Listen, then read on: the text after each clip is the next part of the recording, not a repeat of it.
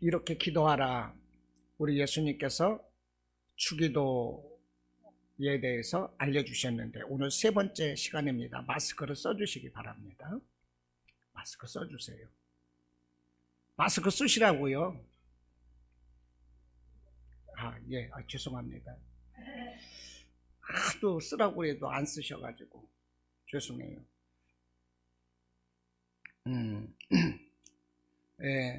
주님께서 가르쳐 주신 이 기도의 형식에 대해서 오늘 세 번째 시간인데요. 기도의 형식은 먼저는 하나님께 감사와 찬양과 경배, 영광을 돌리는 것이고, 다음으로 우리에게 필요한 죄의 회개와 일용할 양식, 그리고 이 악한 것으로부터 시험 당하지 않는 이것이 이제 기도의 형식입니다. 이렇게 먼저는 하나님께 영광이고, 두 번째는 우리에게 필요한 일용할 양식과 죄의 회개와 용서, 그리고 악한 것으로부터 시험 당하지 않는 것, 이렇게 두 단락으로 예수님은 이 기도를 가르쳐 주셨습니다. 그런데 여러분, 대부분 우리 공교회에서 예배 드릴 때 장로님이 나오셔서, 아니면 집사님들이 나오셔서 대표 기도를 하십니다. 그 대표 기도 때에 숨은 비밀이 있습니다. 그 숨은 비밀을 이 시간 공개합니다. 그게 뭐냐면, 이 주일날 낮 예배라든지 어느 예배든지 대표 기도의 형식이 주기도의 형식을 띠고 있다는 것입니다. 주기도의 형식을. 그래서 처음 시작할 때 보통 장로님들이라든지 대표 기도 하시는 분이 이런 식으로 기도를 합니다. 전능하시고 거룩하신 하나님 아버지, 우리를 자녀 삼아 주시고 구원하여 주신 자비로우신 하나님께 감사드리며 찬양과 경배와 영광을 돌려드리옵나이다. 이렇게 기도를 시작하지요. 보통 그렇습니다. 이런 형식은 하늘에 계신 우리 아버지요, 이름이 거룩히 여김을 받으시오며 나라가 임하시오며 뜻이 하늘에서 이루어진 것 같이 땅에서도 이루어지이다 하는 것과 같은 형식이다 하는 것입니다. 지금 하늘에 계신 우리 아버지요, 이게 뭡니까? 먼저 하나님께 영광 돌리는 기도를 예수님이 가르쳐 주시고 있는 그 기도의 형식을 우리가 대표 기도 때 먼저 한다는 것입니다. 그 다음에 또 나오는 기도문이 이거예요. 지난 한 주간도 우리가 말씀 가운데 살지 못하고 많은 죄 가운데 살았음을 고백하오니 주님이 용서하여 주시기를 원하옵나이다. 이렇게 기도하거든요. 이것은요, 우리가 우리에게 죄 지은 자를 사하여 준 것 같이 우리 죄를 사하여 주시옵고, 이와 같은 주기도문에 또 형식을 띠고 있다는 것입니다. 그러면서 대표 기도할 때 또 이런 기도를 하거든요. 주님, 이 자리에 우리 많은 성도들이 왔습니다. 병든 자도 있습니다. 긍휼히 여겨주시고 고쳐주시기를 원합니다. 은혜 받고 고쳐주시기를 원합니다. 연약한 믿음이 자라나고 거듭나는 역사가 있기를 원합니다. 오늘 이 말씀 받고 한 주간도 세임 받고 빛과 수금의 역할 감당하며 살아가기를 원합니다. 이런 기도를 또 하거든요. 이 형식의 기도는 또한 주기도의 형식이라는 것입니다. 뭐냐면, 오늘 우리에게 일용할 양식을 주시옵고, 우리가 우리에게 죄 지은 자를 사하여 준 것 같이 우리 죄를 사하여 주시옵고, 우리를 시험에 들게 하지 마시고 악에서 구원하여 주시옵소서. 이와 같은 주기도의 양식을 띠고 대표 기도가 되고 있다는 거예요. 그러니까 모든 기도의 모범이 곧 우리 주님이 가르쳐 주신 주기도다 하는 것입니다. 할렐루야. 오늘 주님이 가르쳐 주신 이 주기도에 대해서 오늘 세 번째 시간을 갖고 있는 거예요. 자, 누구든지 기도할 때, 이 개인적인 기도를 할 때도 주님이 가르쳐 주신 이 주기도의 형식을 빌어서 이 기도를 하게 되면, 기도할 때 우왕좌왕하지 않고요, 증언부언하지 않고 보다 효과적으로 전체를 아우르는 기도를 할 수가 있습니다. 보다 짧은 시간에 기도할지라도 세세한 것을 놓치지 않고 꼼꼼히 챙겨서 기도할 수가 있습니다. 이렇게 주기도는 완벽한 모습을 갖추고 있습니다. 이 주기도의 위대함을 우리가 알아야 돼요. 저도 기도할 때에 이 주기도의 형식을 반드시 취합니다. 그냥 기도하다 보면 우왕좌왕하게 되고요, 또 빼먹게 되고요, 증언부언하게 돼요. 그러나 이 주기도의 형식을 먼저 취하다 보면 하나님의 영광과 나를 부르신 하나님의 뜻, 그 하나님의 합당한 이런 기도를 먼저 하게 되는 거예요. 그래서 내가 먼저 하나님의 뜻을 받들어서 헌신하고 충성하고 순종할 수 있는 이 기도를 먼저 하게 되는 거죠. 다음으로는 우리 가정과 가족을 위해서 합니다. 또한 우리 교회와 이 교인들을 위해서 기도를 합니다. 이렇게 풀어가요. 그래서 하나님의 영광을 위해서, 그 다음에 가정과 교회, 이 가정과 가족, 또는 교회와 교인, 또는 이 가정과 가족을 위해서 이렇게 기도를 합니다. 그러면 기도하는 내용을 절대 빼먹지 않습니다. 내가 생각하고 있는 것, 우리 교회와 가정에서 꼭 필요한 것들을 하나님께 다 아뢰을 수가 있어요. 빼먹지가 않습니다. 그래서 제가 기도할 때는요, 우리 성도들 한 사람 한 사람에 대한 기도를 단 한 번도 빼먹지 않습니다. 저는 다 기도합니다. 왜냐하면 주기도의 형식을 취하다 보면 하나님께서 다 생각나게 하시는 거예요. 다 생각나게 하십니다. 그 기도를 빼먹지 않아요. 그런데 여러분, 큰 교회에는 담임 목사님들이 성도 한 분 한 분에 대해서 기도하기가 사실은 어렵습니다. 왜냐하면 워낙 성도들이 많기 때문에. 그러나 여러분들은 작은 교회를 섬기고 있는 거예요. 그러다 보니까 저는 여러분 한 분 한 분에 대해서 다 기도를 합니다. 예, 제 기도는 빼먹어도 여러분 기도는 다 합니다. 여러분 어떻게 들리실지 모르고 어떻게 생각하실지 모르지만 제가 하나님께 기도하는 그것이 결코 작은 기도는 아닐 거예요. 예, 여러분들에게 유익이 되고, 하나님은 여러분에게 어떠한 그 다른 생각을 가지고 있다 할지라도 저의 중보 하나로 인해서 여러분의 그날 하루하루의 삶이 달라질 수가 있을 것입니다. 하나님께서는 이 아브라함의 조카 이 롯에게 심판을 내리기로 했어요. 그 지역의 소돔과 고모라 모든 사람들을 다 유황불로 멸하기를 하셨습니다. 그런데 아브라함이 중보기도를 하는 거예요. 하나님의 사람에게. 아브라함이 하나님의 사람에게 중보기도를 하는 것입니다. 그 지역에 의인 50명이 있어도 멸하시겠습니까? 그러니까 그래? 의인 50명만 있어도 내가 멸하지 않을 거야. 그러면 하나님, 그 중에서 5인이 빠져서 5명이 빠져서 의인 45명 있어도 그 소돔과 고모라를 멸하시겠습니까? 그래? 그럼 내가 의인 45명만 있어도 그 지역 사람들을 내가 다 용서할 것이다. 아브라함이 또 기도하는 거예요. 의인 40명, 30명, 20명, 10명으로 이렇게 내려와요. 아브라함의 중보로 인하여 소돔과 고모라 상에 의인 10명만 있다 할지라도 그 지역을 용서하시겠다. 하나님에게 이런 답변을 받아내는 거예요. 이것이 바로 중보 기도다 하는 것입니다. 할렐루야. 저는 이렇게 늘 짧은 시간일지라도 이 주님이 가르쳐 주신 이 기도의 형식을 떼고 기도한다는 것입니다. 모든 것을 아우를 수가 있어요. 주님의 뜻하는 바를 기도할 수가 있습니다. 이렇게 주님께서 가르쳐 주신 기도는 위대하다는 거예요. 이 주님 가르쳐 주신 이 기도가 우리가 공예배 때 앞서서 늘 이렇게 고백을 하고 하는 이런 기도이기도 하지만, 우리가 기도할 때 늘 이와 같은 형식을 취한다면 우리의 기도는 날마다 자라나는 기도가 될 것이고 하나님 기뻐하시는 기도가 될 것입니다. 자, 지난 2번에 걸쳐서 이 설교를 냈는데요, 이 지난 2번에 걸쳐서 주님이 가르쳐 주신 이 기도 가운데 기도의 대상이 누구라고 했습니까? 하늘에 계신 우리 아버지요, 이렇게 함으로 인해서 기도의 대상은 하나님이시다, 이렇게 우리가 알아봤습니다. 그리고 기도의 궁극적인 목적은 첫째가 하나님의 영광입니다. 보십시오.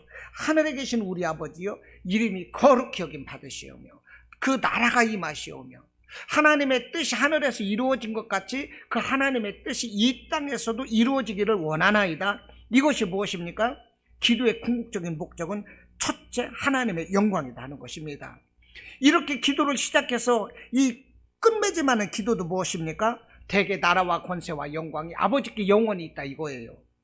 그러니까 기도의 목적은 하나님께 영광인 것이고, 기도는 내 뜻을 이루려는 것이 아니라 하나님의 뜻에 나를 맞추는 것, 이것이 바로 기도다 하는 것입니다. 그리고 이제 이렇게 하나님께 먼저 이 영광을 돌리고 나서 그 다음에 뭐라고 말씀을 합니까? 11절에서 오늘 우리에게 이용할 양식을 주시고, 또 우리가 우리에게 죄 지은 자를 사하여 준 것 같이 우리 죄를 사하여 주시고, 우리를 시험에 들지 말게 하시고 악에서 구원하여 주세요, 이렇게 기도를 합니다.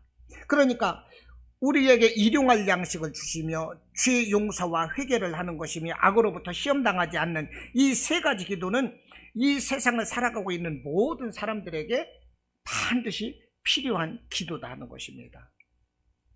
그리고 이 일용할 양식에 대해서 제가 먼저 시간에도 말씀을 드렸죠. 이 일용할 양식이라는 것은 사람이 먹는 음식뿐 아니라 이 사람의 명예, 건강, 또 가족, 이웃 등에 대한 이 포괄적인 기도이다 하는 것입니다. 왜냐하면 우리 사람은 사회적 관계 속에서 지위와 누림도 중요하기 때문에 일용할 양식이 그렇다는 거예요. 그리고 또 이 양식이라는 이 헬라어가 뭐냐면 아르토스인데, 여기서 일용할 양식이라는 아르토스가 사람이 먹는 이 음식으로서의 빵뿐 아니라 제사 지낼 때의 떡, 그리고 예수님이 제자들과 함께 나눴던 이 성만찬에서의 이 떡도 함께 쓴 단어가 아르토스라는 거예요. 그러므로 예수님께서 일용할 양식을 구하라 이렇게 말씀을 하시는 것은 우리가 살아가면서 육신적인 양식만을 구하는 것이 아니라 영적인 양식도 함께 구할 때 우리는 성숙하고 균형 잡힌 신앙으로 이렇게 자라날 수가 있다는 것입니다. 그러니까 우리가 구할 때 육신적인 것만을 구하는 것이 아니라 살아계신 하나님의 영광을 구하고 하나님이 주시는 힘과 지혜, 능력, 이런 영적인 것도 우리가 함께 구해야 되는 것입니다. 그럴 때 그 신앙이 균형 있는 신앙이 될 수가 있는 거예요. 할렐루야. 기도할 때도 내 병을 고쳐주세요, 부자 되게 해주세요, 이런 것뿐 아니라 하나님 내게 영적인 은사가 있게 해주세요, 지혜를 주세요, 이 악한 것을 분별할 수 있는 지혜를 주세요, 귀신도 물리칠 수 있는 능력을 주세요. 이런 것이 무엇입니까? 영적인 것을 구하는 기도다 하는 거예요. 이 일용할 양식 속에 이런 것도 다 포함이 되어 있다는 것입니다. 자, 오늘은 이제 먼저 시간에 보지 않았던 그 다음 부분을 우리가 말씀의 은혜 나누고자 하는 것인데요. 이웃에 대한 죄 용서와 회개입니다. 그리고 악한 것으로부터 시험당하지 않고 승리하는 그 삶에 대해서 이제 은혜를 함께 나누고자 합니다. 먼저 12절 보면 우리가 우리에게 죄 지은 자를 사하여 준 것 같이 우리 죄를 사하여 주시옵고, 이렇게 예수님이 가르쳐 주세요. 이 말씀과 관련해서 이제 14절과 15절에서도 보면 너희가 사람의 잘못을 용서하면 너희 하늘 아버지께서도 너희 잘못을 용서하시려니와 너희가 사람의 잘못을 용서하지 아니하면 너희 아버지께서도 너희 잘못을 용서하지 아니하시리라, 이렇게 말씀을 하거든요. 그러니까 오늘 12절 말씀에서부터 13절, 14절 말씀을 종합해보면 사람이 사람을 용서하는 그 조건으로 하나님이 우리를 용서하는 듯한 그 느낌을 받게 된다는 것입니다. 그러나 그게 아니라는 거예요. 우리가 이웃을 용서하는 것은 하나님의 용서의 조건이 아니라 하나님이 우리를 용서하신 것에 대한 감사이며 열매인 것입니다. 하나님이 우리를 용서해 주셨기 때문에 우리도 이웃을 용서해 주시는 것이 마땅하고 그에 대한 열매다 하는 것이지, 우리가 이웃을 용서해 줌으로 말미암아 그 용서의 대가로, 그 조건으로 하나님이 우리를 용서해 주시는 것은 아니다 하는 거예요. 성경에는 그런데 그런 내용으로 문맥으로 되어 있거든요. 그게 아니다 하는 것입니다. 또 많은 목사님들이 우리가 우리의 죄를 용서해 줄 때 하나님도 우리의 죄를 용서하실 것이기 때문에 사람이 먼저 사람을 용서해야 된다, 이렇게 설교하시는 분들도 간혹 있습니다. 그러나 그건 아니라는 거예요. 왜냐하면 사람은 결코 자기의 행위로 구원에 이를 수가 없다는 것입니다. 만약에 사람이 내가 누군가를 용서했을 때 그 조건으로 하나님이 나를 용서하시는 것이라면 사람이 구원받는 조건이 무엇입니까? 사람의 행위로 구원받는다는 거예요. 그러나 사람은 악인일 뿐이고 의인이 없어요. 그렇기 때문에 사람의 행함으로는 구원받을 수가 없습니다. 하나님의 전적인 은혜로 우리가 용서받고 구원받은 거예요. 이해가 되십니까? 예. 그래서 이 하나님은 이 인간의 행위와 관계없이 주님을 의지하고 죄를 고백하기만 하면 무조건 용서해 주신다는 것입니다. 그러나 우리가 죄를 지었을 때는 그때그때 바로 회개를 또 해야 되는 것입니다. 죄를 회개할 때 이 하나님은 우리를 기쁘게 받아주시고 용서해 주시는 거예요. 자, 아무튼 하나님은 우리가 선한 행위라든지 예컨대 다른 사람을 용서하기도 전에 우리를 먼저 용서해 주셨다는 것입니다. 자, 그것에 대한 설명이 마태복음 18장 이 1만 달란트 빚진 자의 이 비유로서 우리 예수님이 말씀을 해 주십니다. 마태복음 18장 23절로 25절에서 보면 이 1만 달란트 빚진 자의 이야기가 나오는데요. 거기에서 보면 한 임금이 한 사람에게 1만 달란트를 이 빚을 줬습니다. 그런데 이 1만 달란트라는 이 돈의 가치가 얼마냐면 수천조 내지는 이 경에 해당되는 어마어마하게 큰 돈입니다. 그러므로 이와 같이 큰 돈과 같은 액수의 이 빚을 우리가 하나님께 줬을 때 우리는 그 빚을 도저히 갚을 수가 없는 거예요. 그런데 마태복음 18장에서 보면 이 임금에게 1만 달란트 빚을 얻은 자가 자기가 또 다른 사람에게 100다니온을 구워줬어요. 그런데 이 100데나리온의 돈의 가치는 노동자 100일치의 임금인 것입니다. 한 데나리온이 노동자 하루의 품삯이거든요. 그런데 100데나리온을 다른 사람에게 빚을 주었어요. 그런데 이 사람이 100데나리온 빚진 것을 탕감해 주기도 전에 이 사람은 임금으로부터 1만 달란트를 탕감받았다는 것입니다.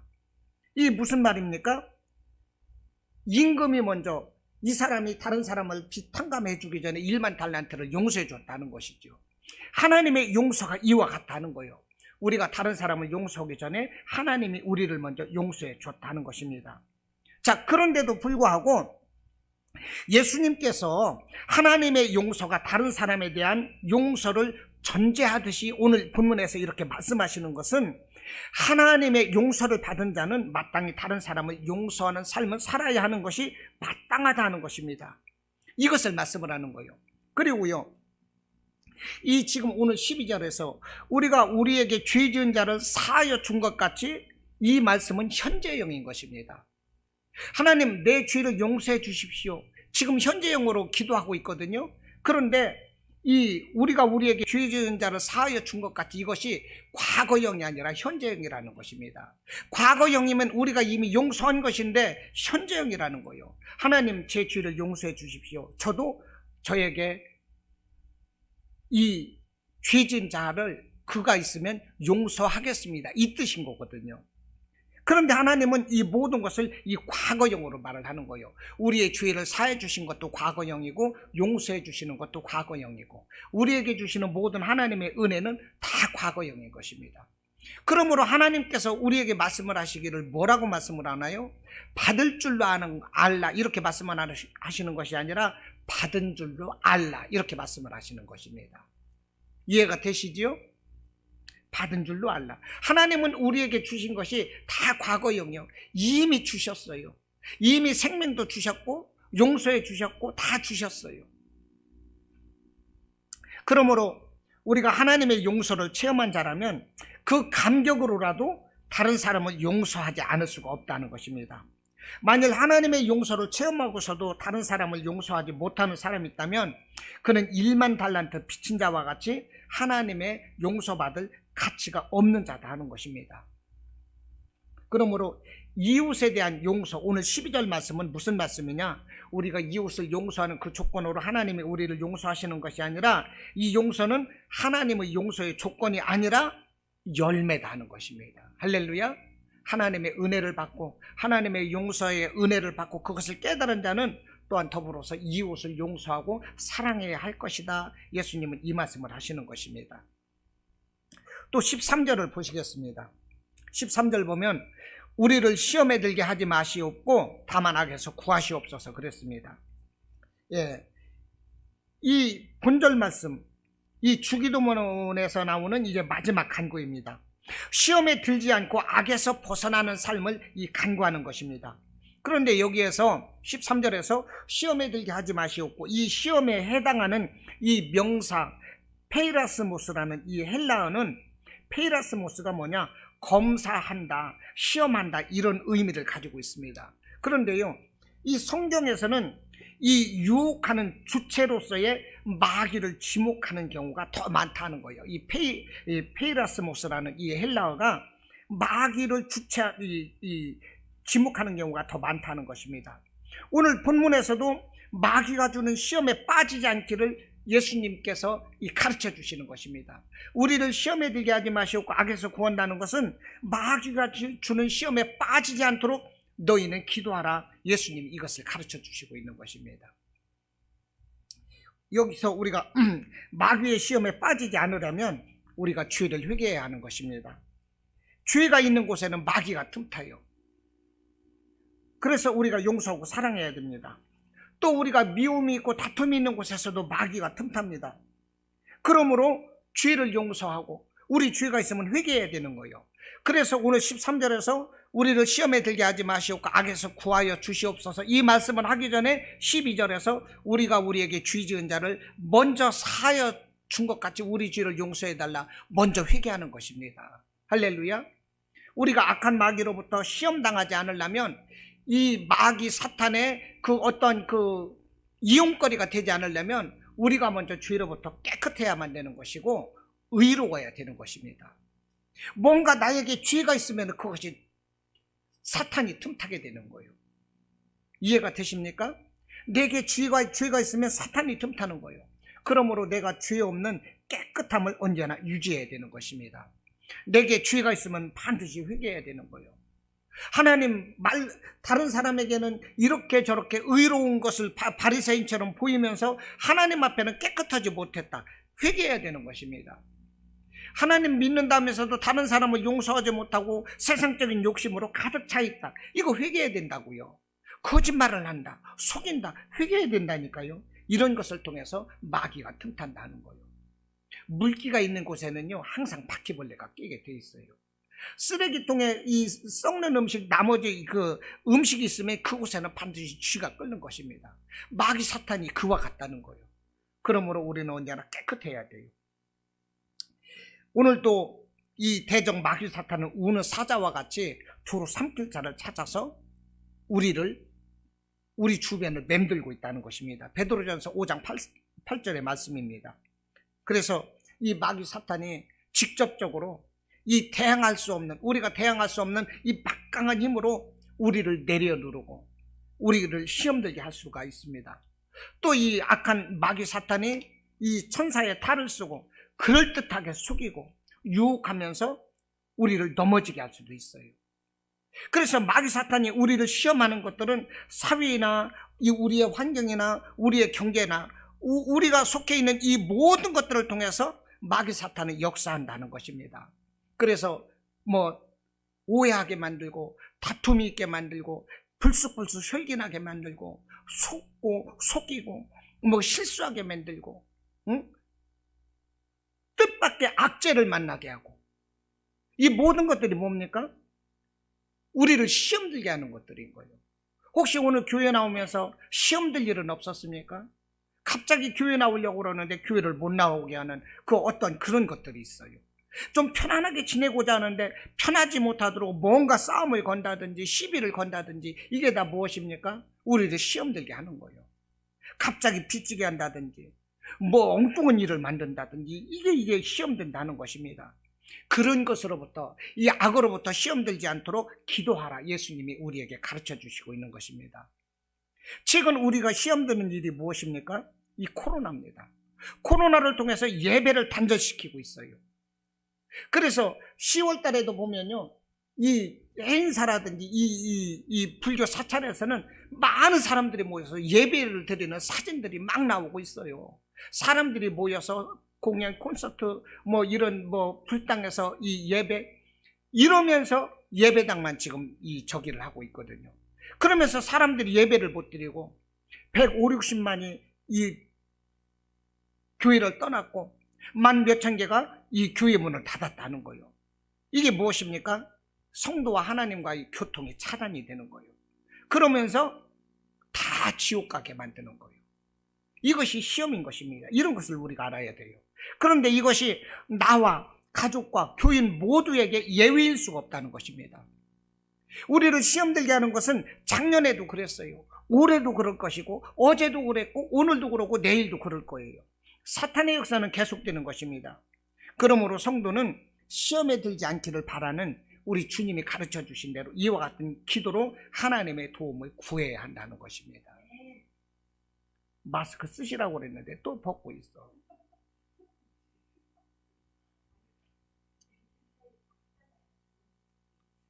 자, 그러면 악한 시험에 들지 않는 비결은 무엇이겠습니까? 말씀과 성령을 의지하고 깨어 있어야 하는 것입니다. 깨어서 기도해야 합니다. 예수님께서 마태복음 3장에서 세례 요한에게 나와서 물세례를 받으셨어요. 물세례를 받을 때 성령이 비둘기같이 임했답니다. 성령 세례가 임했습니다. 예수님이 세례 받으실 때 성령이 임하였다는 사실은 성령 세례의 필요성을 말씀을 하고 있는 것입니다. 누구나 다 성령을 받아야 하는 거예요. 여러분, 지금은 성령 시대를 우리가 살아가고 있습니다. 한밤중에 니고데모라는 이 유대인의 관원, 국회의원과 같은 높은 사람이 예수님을 찾아와서 지식을 구할 때 예수님이 뭐라고 하셨어요? 물과 성령으로 나지 아니하면 하나님 나라에 들어갈 수 없다 그러셨어요. 물과 성령으로 나지 아니하면. 또 예수님께서 승천하시기 전에 이 땅에 마지막 계시면서 제자들에게 하신 말씀이 무엇입니까? 장차 보혜사 성령이 너희에게 오셔서 너희들을 보호하시고 인도하여 주실 것이다. 이렇게 약속을 하셨어요. 그리고 나서 제자들에게 명령하시기를 예루살렘을 떠나지 말고 한 곳에 모여 기도하고 아버지께서 약속하신 것 성령을 기다려 성령을 받으라. 예수님이 말씀을 하셨어요. 왜 그렇습니까? 성령이 반드시 필요하고 중요하기 때문에 그런 것입니다.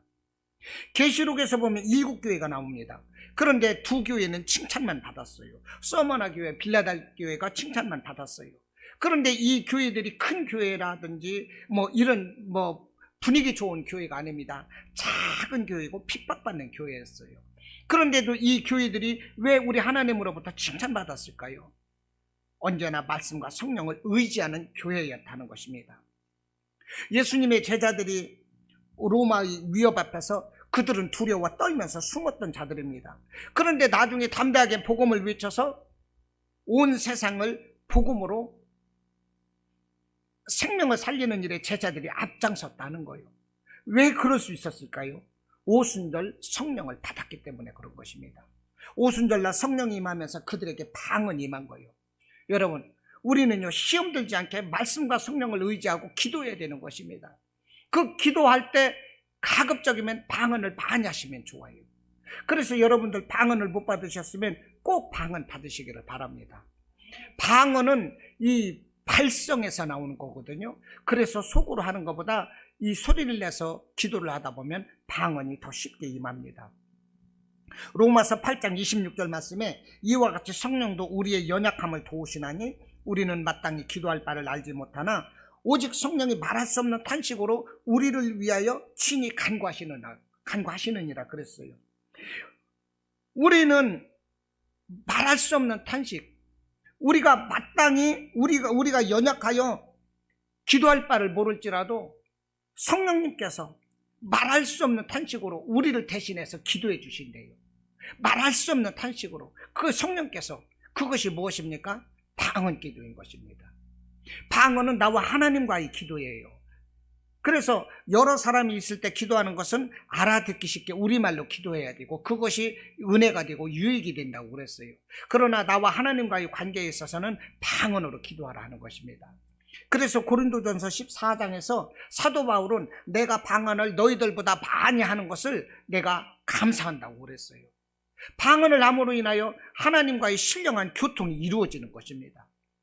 그래서 우리가 말할 수 없는 탄식 가운데 아픔이 있고 근심이 있고 염려가 있고 정말 기도도 안 나온다. 그럴 때는요 방언으로 기도를 하는 거예요. 방언으로 충만하게 뜨겁게 기도하고 나면 어느새 나의 문제가 해결되고 내게 기쁨이 온다, 임해 있다 하는 거예요. 그리고 이 방언으로 기도하면 하나님의 뜻을 알게 돼요. 세상 사람들이, 믿는 사람들은 왜 기도하면서 눈물 흘리고 우느냐 그러거든요. 간절하다 보면 눈물이 나와요. 그런데요, 이 방언 기도는요, 내가 하나님과 하는 거, 하나님과 이 교통하는 거기 때문에 내가 무엇을 간구하는지도 몰라요. 그런데 우리말로 기도할 때, 간절할 때 우는 것처럼 벌써 방언 기도 딱 들어가면 눈물이 나와. 어쩌다 보면 눈물이 흥건하게 흘러내리고 있고 콧물도 나오고 있고, 나는 뭔지도 몰라요. 나는 그냥 큰 감동을 느끼지 못하고 있는데도 이미 눈물 콧물이 나와서 흐르고 있어요. 이것이 무엇입니까? 이 깊은 이 나의 영이 하나님과의 깊은 관계 속으로 들어가 있다는 거예요. 벌써. 그렇기 때문에 이 악한 시험에 들지 않기 위해서 우리는 말씀과 성령으로 깨어서 늘 기도하고, 이렇게 기도할 때 방언으로 충만하게 기도하면 우리에게 큰 유익이 또 된다는 것입니다. 살아가면서 누구나 고난은 있습니다. 그런데 여러분, 이 고난을 말씀과 성령으로 이겨야 되는 것입니다. 이 누구나 이 고난이 있는데 이 고난을 넘기면 돼요. 그런데 이 고난을 넘기지 못하면 파도에 휩쓸려서 시험당하는 것과 같은 것이고, 고난을 이기면 시험을 정복하는 자가 되는 것입니다. 오직 말씀과 성령으로 우리가 기도할 때 우리는 고난을 이기고 시험을 이길 수가 있는 것입니다. 말씀과 성령은 군대 조직을 이끄는 사령관과 같아요.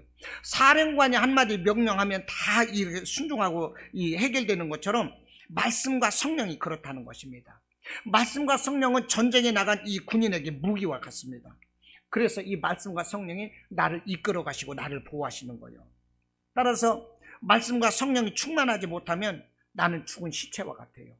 말씀과 성령이 충만하지 못하면 어리석게도 뱀구멍에 손을 집어넣는 것과 똑같아요. 제가 옛날에 그랬거든요.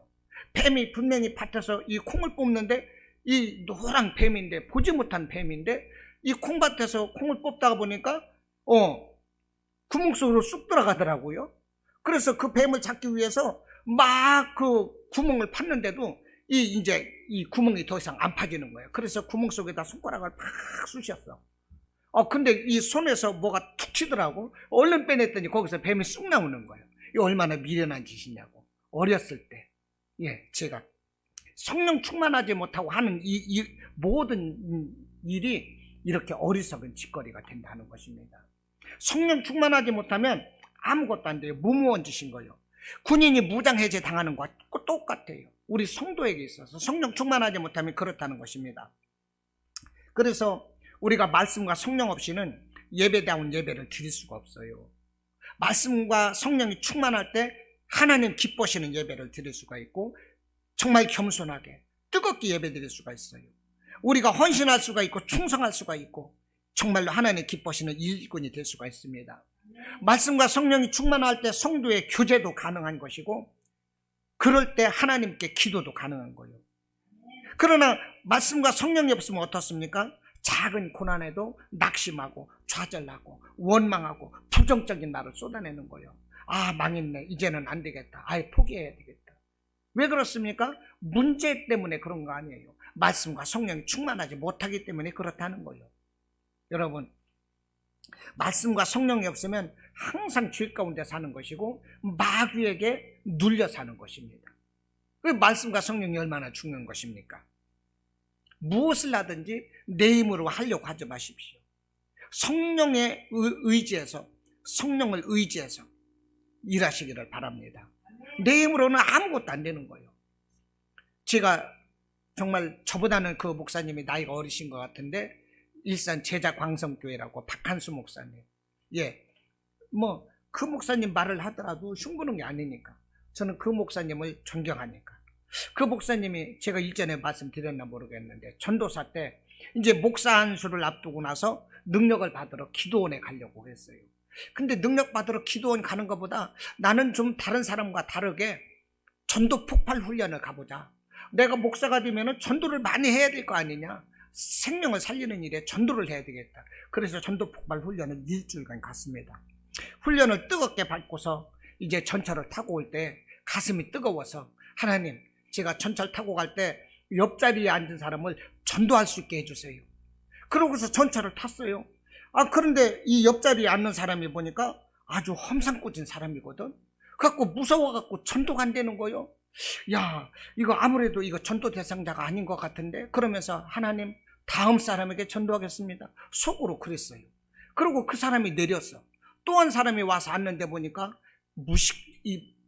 무식하게 생긴 사람이고, 말씀을 전한다고 해도 알아듣지도 못할 그런 사람이 자리에 와서 딱 앉는 거예요. 아무리 얘기해봐야 못 알아들을 것 같아. 그래서 이 사람도 아닌가 보다. 그래서 하나님, 다음에 전도하겠습니다, 그랬다는 거예요.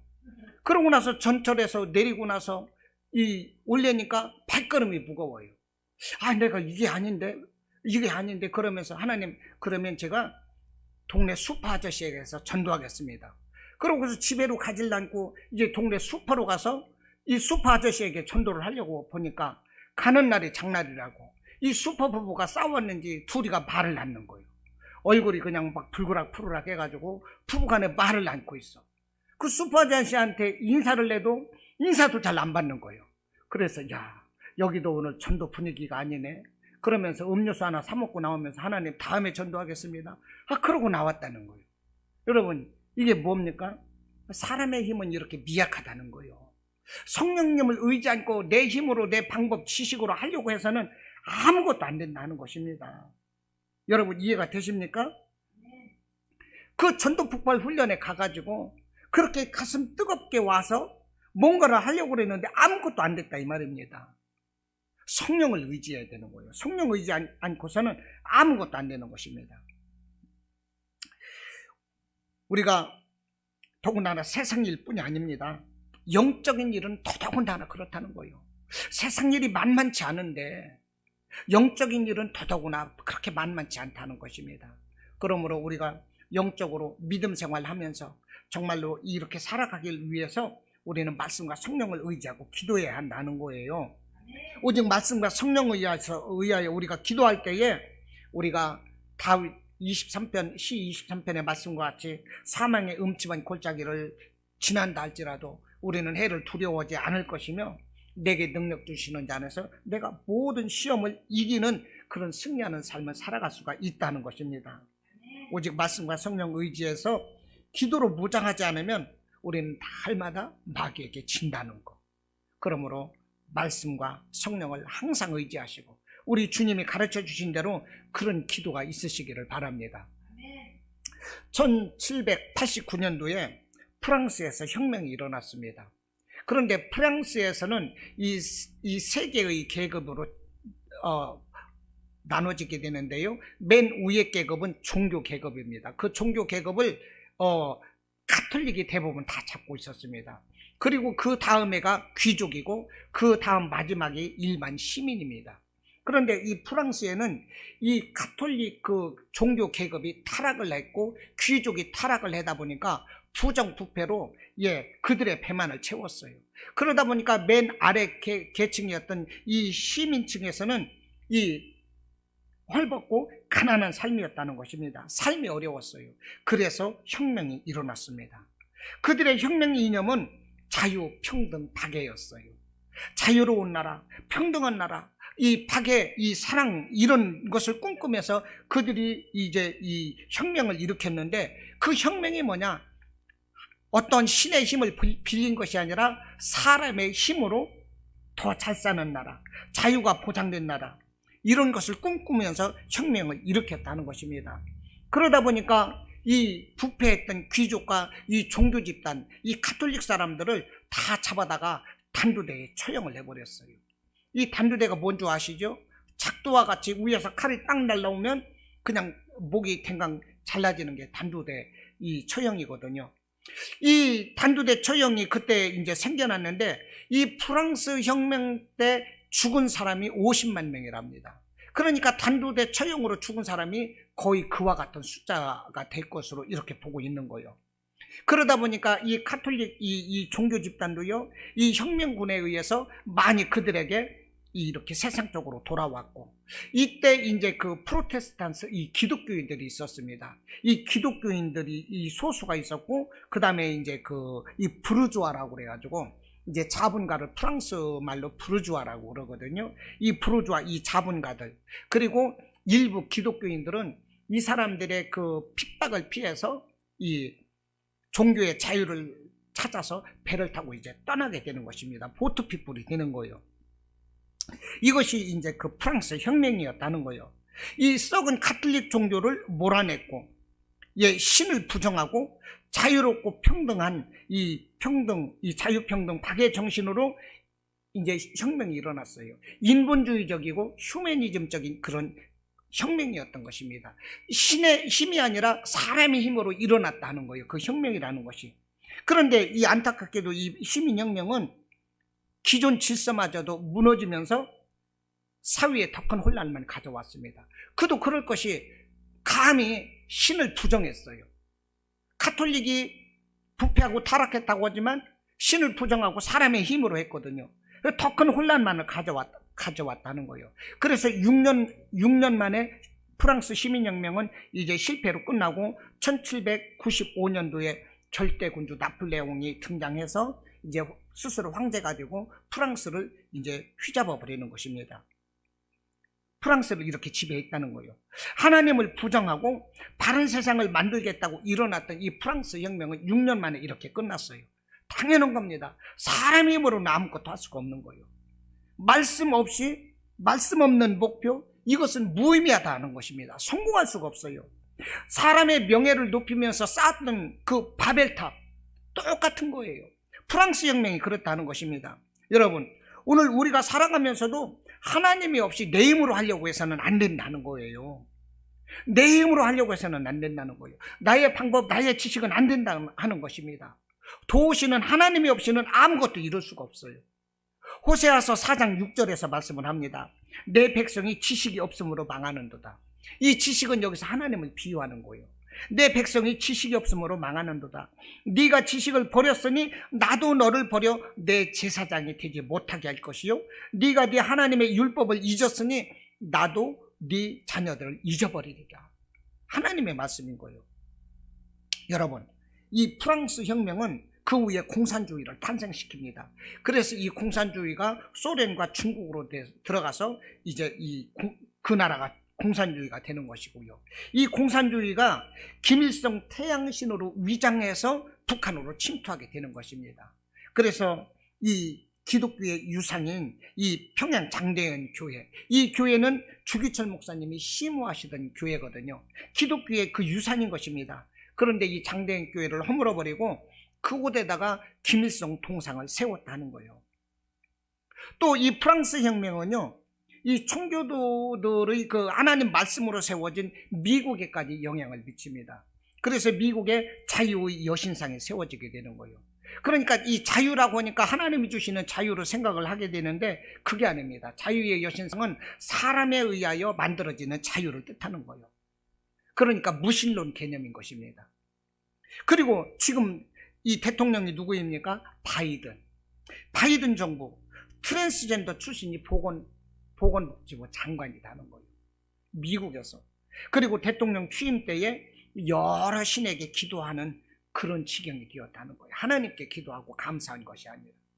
그 미국 과연 잘 될까요? 앞으로 하나님께서 따끔한 회초리를 대실 것으로 저는 생각을 합니다. 말씀을 정리하겠습니다. 하나님 말씀은 내 인생의 표지판과 같고 성령은 표지판을 따라 안내하는 안내자이고 등불과 같습니다.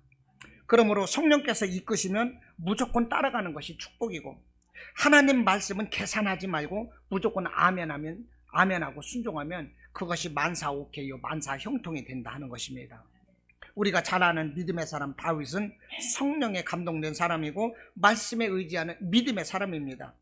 그러므로 이 들판에서 혼자 양을 칠 때도요, 곰이나 사자가 와서 이 대들어도 시험당하지 않았어요. 넉넉히 이겼습니다. 그 3m 가까운 이 거구 골리앗 장군을 그 장군 앞에서 시험 들지 않았어요. 그 장군을 물리치고 이겼어요. 말씀과 성령의 사람이었다는 것입니다. 성도 여러분의 삶이 주님 가르쳐 주신 오늘 이 주님 가르쳐 주신 이 기도와 같이 말씀과 성령 의지하시고 악으로부터 시험에 들지 말고 날마다 기쁨과 감사가 넘치는 이런 승리하는 삶이 되시기를 주님의 이름으로 축원합니다. 아멘.